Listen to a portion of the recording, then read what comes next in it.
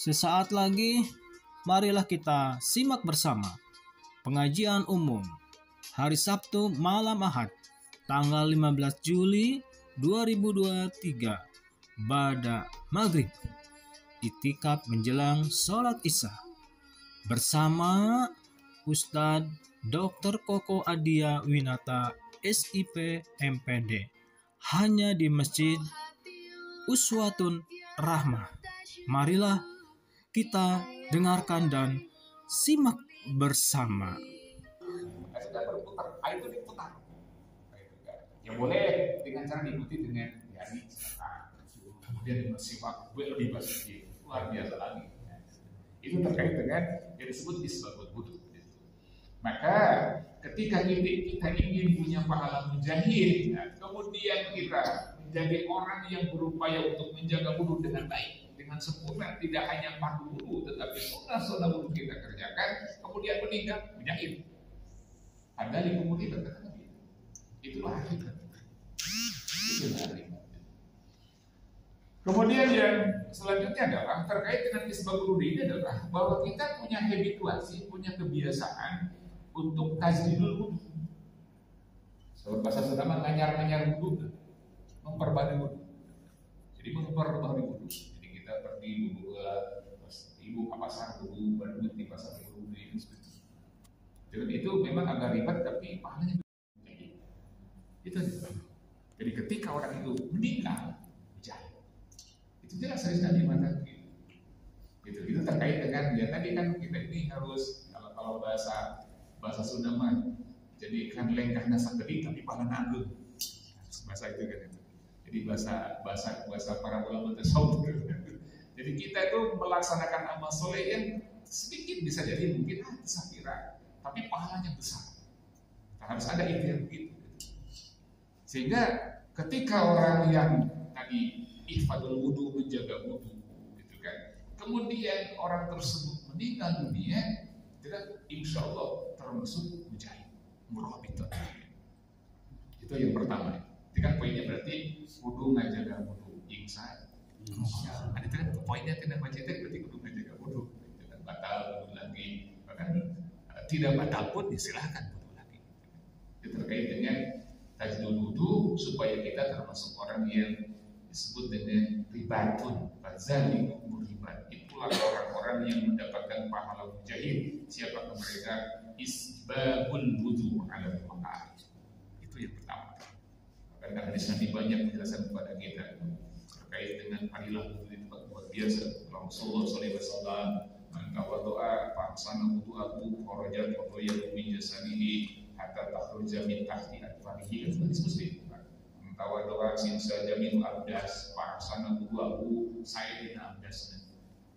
Dan Pak Ahsan itu memperbaiki ahsan, memperbaiki wudunya dengan sebaik-baiknya. Kharajat qadayatu min jasadihi, maka keluar kotoran sareng dosa nanti tisalu sawat sudah sawat awak sunnah. Bakal keluar sadaya kotoran, sadaya kesalahan sawat awakna sama bumbu saya. Hatta takhruja min tahti adbarihi, sehingga keluar tidak tumtum jari-jari kukunya, keluar dosa-dosa. Alhamdulillah, itu disebut dengan fadilah berwudu. Akan banyak torikoh dengan torikoh berwudu punya kebiasaan. Itu yang pertama, dan bahwa manakala kita ingin punya amal soleh, yang manakala kita sudah meninggal dunia terus mengalir sampai di dalam kubur, tadi itu masih terus mengalir. Kenapa? Karena kita ini punya pahala murabiton sebagai orang mujahid. Bagaimana caranya? Hendaklah menjaga wudu, insya Allah. Kemudian kedua adalah kasratul khata' ila masajid. Banyak melangkah ke masjid, banyak melangkahkan kaki ke masjid. Ini memang cara yang berat-berat. Tapi kan perlu disemangati dengan fadilah. Perlu disemangati. Tadi saya katakan bahwa Rasulullah SAW mengatakan bi baitihi summa masyaila baiti min buyutillah liyaqdiya faridatan min faraidillah kana khatwatahu ahaduhuma takhutu khati'atahu wal ukhra tarfa'u darajatahu sing sajamin malaikat samsi matatoharo barang siapa yang bersuci mantatoharo pibeti sing sajamin susuci di bumi maka Abdul nama di bumi Pak di rumah di di masjidnya kamu musafir atau nanti orang menuju di masjid terus batal itu kan sebaiknya mah di rumah karena itu sunnahnya. Man tatoharo fi baitihi barang siapa yang bersuci di rumahnya summa masya ila baitin min buyutillah kemudian orang itu tidak sholat di rumah melangkahkan kakinya ke masjid. Jadi kata Nabi summa masya ila baitin min buyutillah melangkahkan kakinya ke rumah-rumahnya Allah disebut masjid. Maka ada dua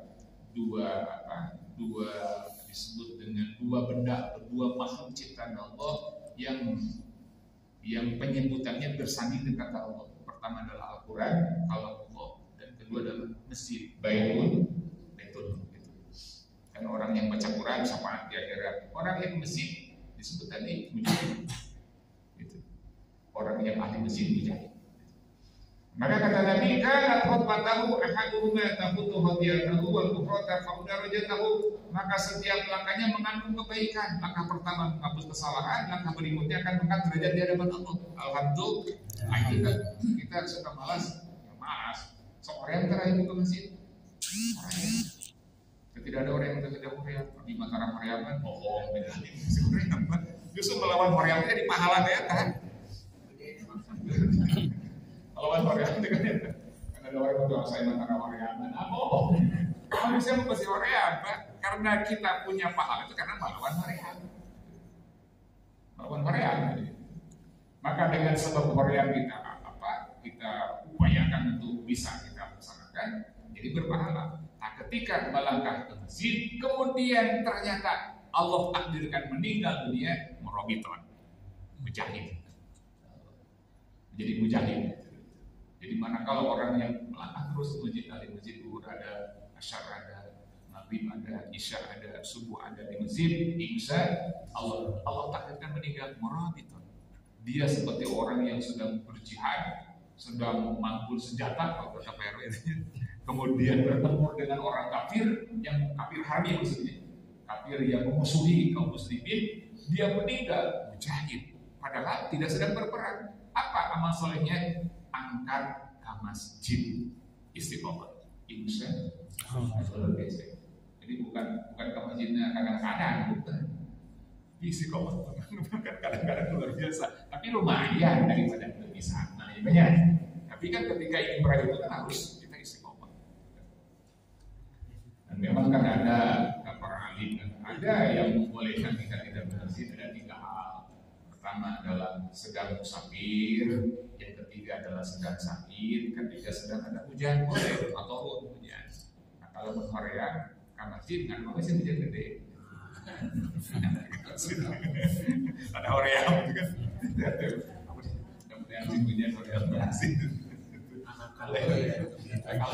Kalau tidak ada kondisi rusuh itu tidak rusuh, dipaksanya bisa dipaksa. Terlebih kan kalau sudah meninggalkan dengan sengaja, utamanya sholat isya dan sholat subuh itu kan. Kalau sengaja meninggalkan itu hati-hati jangan membayarkan. Kenapa? Karena disebut sebagai orang munafik itu PRW. Maka paksakan upami isya yang subuh maka marajin. Lalu tadi saya katakan Rasulullah SAW, asmaul salat alal munafik salatul isya wa subhi bi jama'atin walau ta'lamuna nabi ma la tahu walau kana habban. Hadis Ibnu Hibban soalnya. Asmaul salat berat-beratna salat pikeun dari munafik salat isya jeung subuh berjamaah. Salat isya kayak ada panjang ieu gitu. Itunya enggak bisa panjang ieu ke lah gitu ya. Salat subuh atau salat subuh masih kayaknya dodo. Gitu. Maka disebut kemunafikan muncul di sana. Asqalul salat al munafik, salat yang paling berat berjamaah itu kepada orang munafik adalah salat isya dan subuh. Lau ta'lamuna ma fihi, seandainya setiap orang tahu tentang pahala salat isya dan subuh berjamaah, la tahu walau kana habban, pasti akan datang sekalipun merangkak. Alah, subhanallah, yang merangkak berarti jadi tidak punya. orang masih kena biasa jalan kaki. Alhamdulillah merangkak. Berarti tos tiasa ngalangkah. Rangkak subhanallah itu. Kenapa sampai Allah menyebut, Rasul sampai menyebut lau ta'lamuna ma fihima. Emang pahalanya gimana? Luar biasa pahalanya. Seorang Nabi disebutkan pahala sholat isya berjamaah teh Rasulullah SAW sholat isya di jamaatin pakana nisful lail. Hadis Bukhari Muslim itu. Barang siapa yang melaksanakan sholat isya berjamaah seperti orang yang melaksanakan sholat setengah malam. Setengah malam. Nah, gedung sholat setengah malam. Tapi kalau sholat subuh lebih afdal lagi, lebih banyak lagi pahalanya. Nah, sholat subuh di jannatin fakana maqamal lail kullahu. Bukhari Muslim berapa? Pak, tidak ada perdebatan lagi, Pak. Bukhari Muslim. Barang siapa yang melaksanakan sholat subuh berjamaah, orang tersebut punya pahala seperti sholat sunat semalam subuh.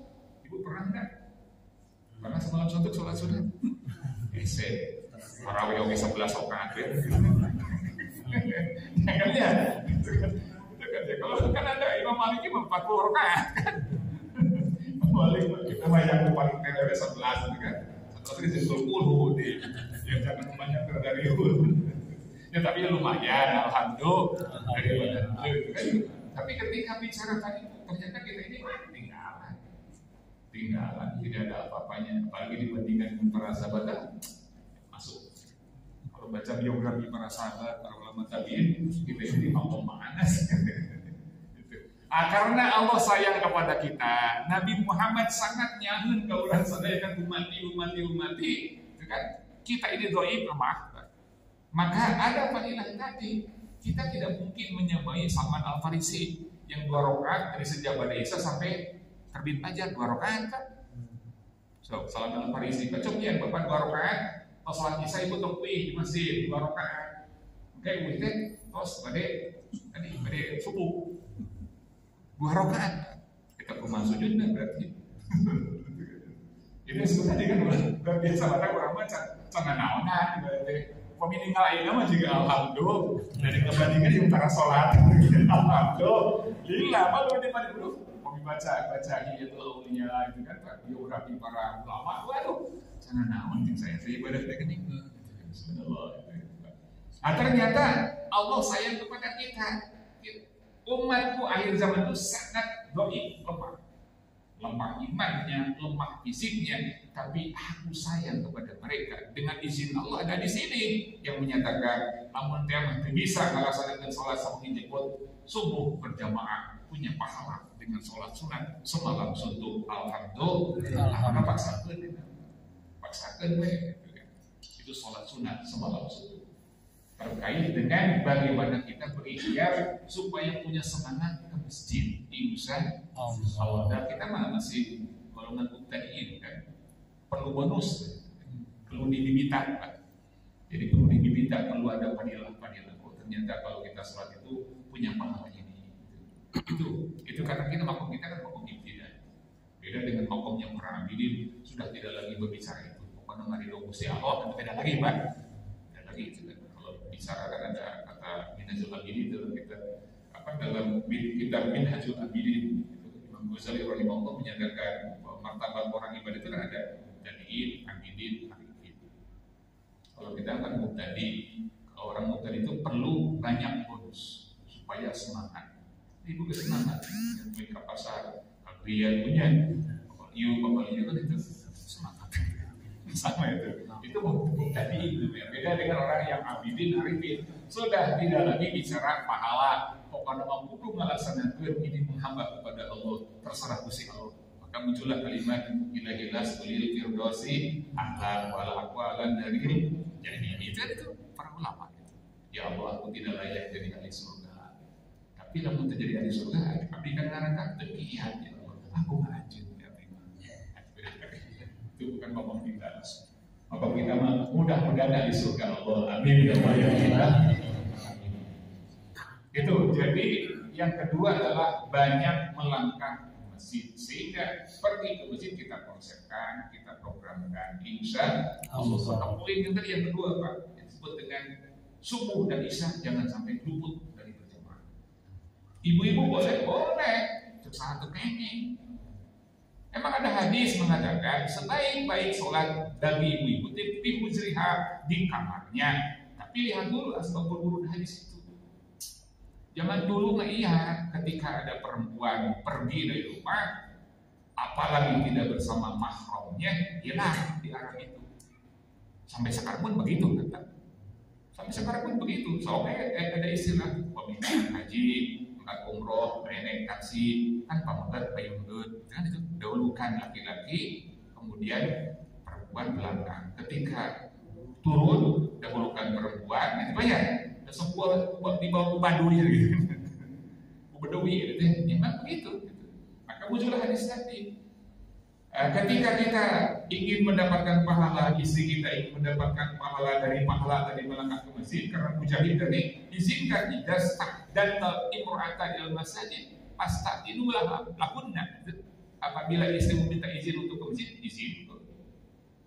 Bicara masjid pakai dalil, lagi bicara takbir di sana tuh pakai dalil. Kan itu rada aneh tuh. Nyari ke masjid kudu aya izin, hari senam ke pasar ngadinten terpakai dalil. Itu yang kadang-kadang keliru. Maka perlu ada asbabul wurud hadis. Kenapa ada hadis Rasul seolah-olah sebaik-baik bagi istri sholat di rumah terjadi fitnah. Kalau tidak ada terjadi fitnah, lebih baik di masjid jadi syiar Islam. Lamun ibu nak ke masjid, kira-kira cara kena itu insya Allah.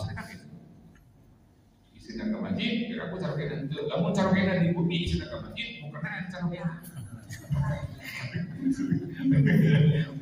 Spaghetti ya, bukan ada cara kena. Itu disebut kasabul khotoh di dalam masjid. Banyak melangkahkan kaki ke masjid. Kedua, ketika orang meninggal sedang istiqomah di masjid, dia meninggal jahil. Itu kata Nabi, fazali umur riba. Itulah yang disebut dengan ar-riba. Ar-riba itu tadi menjelaskan hadis. Maka disebut kalau dalam ilmu hadis kan syarhul hadis bil hadis namanya. Menjelaskan hadis dengan hadis yang lain. Maka perlu panduan. Sekarang tadi kan ada Fathul Bari, bagus tuh. Jadi ketika kita membaca Sahih Bukhari, jangan kita baca kemudian dilemparkan kepada jamaah, bisa keliru. Bacalah syarahnya Fathul Bari. Itu Sahih Bukhari kan. Sahih Bukhari dijelaskan oleh seorang alim bernama Ibnu Hajar Asqalani. Kemudian yang ketiga adalah intidar sholat ba'da sholat, menunggu sholat setelah sholat itu. Menunggu sholat setelah sholat. Nah, sholat yang mana? Yang perlu tafsir, Pak. Perlu penjelasan. Nah, penjelasan tadi dalam ilmu disebut syarhul hadis bil ayat, syarhul hadis bil hadis, syarhul hadis bi qauli sahabat. Adakah hadis lain yang menjelaskan menunggu sholat mana? Ada dua. Pertama sholat isya setelah maghrib, yang kedua adalah sholat subuh setelah subuh. Bukan ngadaguan duhur satu subuh. Suruh. Sholat isya setelah maghrib. Hadisnya dalam Bulughul Maram ada. Anas bin Malik qaala kana ashabu Rasulillah sallallahu alaihi wasallam al ahdihi yang tadiruna isya'a hatta tahqiqa ru'usuhum. Hadis Muslim kita. Kata Anas bin Malik, sahabat-sahabat di zaman Rasul itu yang tadiruna isya senantiasa menunggu isya hatta tahqiqa ru'usuhum, sampai mengantuk-ngantuk. Tahqiqa itu disebut dengan harokatul ru'us anin mu'as, bergeraknya kepala saking ngantuk. Itu maka menunggu isya setelah maghrib. Itu bagian dari yang tadiruna sholat pada sholat. Ketika orang sedang menunggu sholat, kemudian dia meninggal, romiton, mujahid. Itu terkait dengan bagaimana kita supaya punya pahala, tidak sedang berperang, alhamdulillah. Dan memang kita juga tidak berperang, tetapi ketika meninggal mendapatkan pahala mujahid. Yang pertama tadi harus menjaga. Yang kedua, banyak melangkah ke masjid. Dan yang ketiga, ada ikhtiar kudu nungguan sholat 100 sholat. Kalau tidak bisa setiap malam, ada waktu. Pasti sekarang kita menunggu sholat. Menunggu sholat. Menunggu sholat isya setelah sholat maghrib. Misalnya langsung kayak mau toh sampai kubur mujahid. tadi, fadzalikumur riba. Itulah ar-riba kata Nabi. Subhanallah. Maka mudah-mudahan Allah takdirkan kita semua beri banyak umur, kesehatan, taufik sehingga mampu mengamalkan apa yang Rasul contohkan. Amin. Selesai. Kita doa bersama dan Allah SWT Muhammadina Basharina Muhammad sallallahu alaihi amin ya rabbal alamin. Alhamdulillahirabbil alamin. Allahumma shalli ala sayyidina Muhammad sayyidil bushra salatan tubashshiruna biha wa alana wa ulama wa jami'a masyayina wa mu'addina wa talibana wa talibina bi yawmina azalina yawmil akhirah. Allahumma salli ala bainina wa alif baina qulubina وَأَهْدِنَا سُبُلَ السَّلَامِ وَنَجِّنَا مِنَ الظُّلُمَاتِ إِلَى النُّورِ وَجَنِّبْنَا الْفَوَاحِشَ مَا ظَهَرَ مِنْهَا وَمَا بَطَنَ اللهم بارك لنا في أسماعنا وأبصارنا وقلوبنا وأزواجنا وذريتنا وتب علينا إنك أنت التواب الرحيم. ربنا آتنا في الدنيا حسنة وفي الآخرة حسنة وقنا عذاب النار وادخلنا الجنة مع الأبرار عزيز الغفار يا رب العالمين. سبحان ربك رب العزة عما يصفون وسلام على المرسلين والحمد لله رب العالمين. صوت الإجابة والفاتحة. أعوذ بالله من الشيطان الرجيم. بسم الله الرحمن الرحيم. الحمد لله رب العالمين مالك يوم الدين. إياك نعبد وإياك نستعين اهدنا الصراط المستقيم صراط الذين أنعمت عليهم غير المغضوب عليهم ولا الضالين. Assalamualaikum warahmatullahi wabarakatuh.